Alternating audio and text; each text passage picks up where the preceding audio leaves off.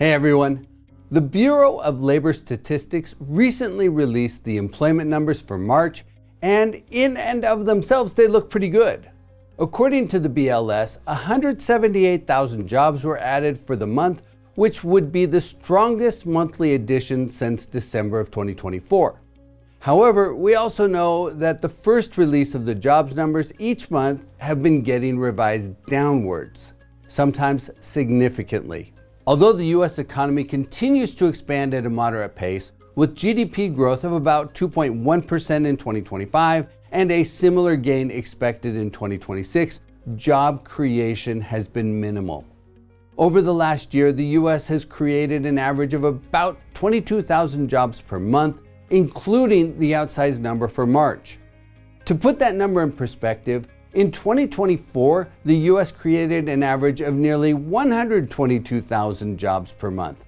That's 100,000 more jobs each month on average. And in 2023, the average was about 210,000 per month. So the pace of job creation has slackened considerably.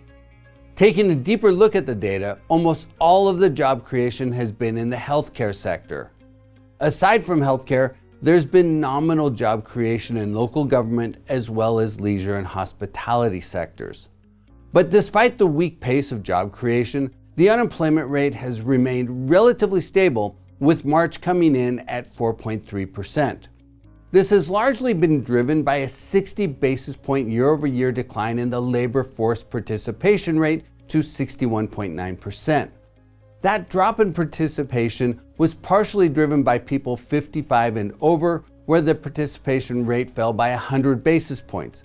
But the bigger reduction was in the participation by young adults between 20 and 24 years old, which fell by 140 basis points.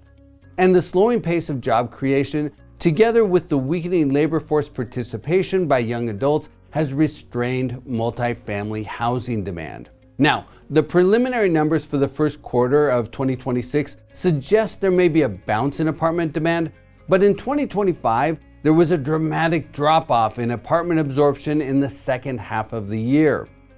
Net new units filled in the first half of 2025 averaged 191,000 units per quarter.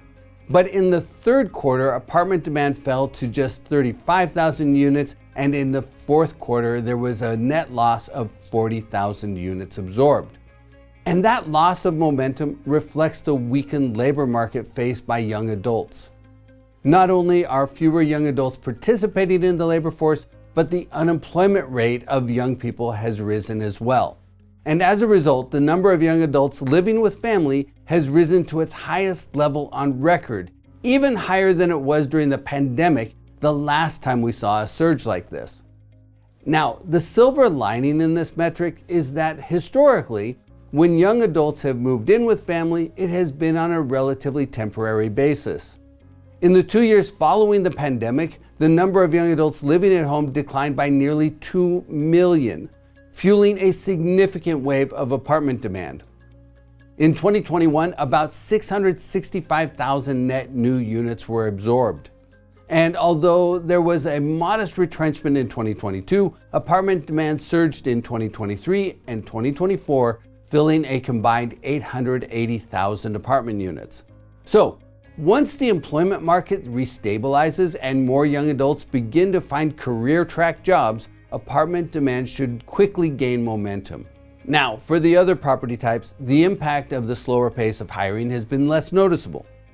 Office space absorption has been positive for 7 consecutive quarters through the end of 2025.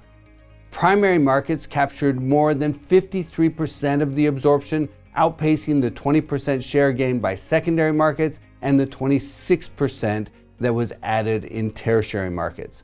And over those 7 quarters, suburban office was favored, capturing 63% of the absorption compared to the CBD office. From a quality perspective, Class A space dominated, capturing more than 71% of the new space filled, while Class B and C offices participated in just 29% combined. Now, thus far, the slackening pace of job creation has had little effect on retail or industrial space demand. The tariffs have likely had a much more telling effect on these two property types, so it's difficult to parse out the actual impact of the employment market.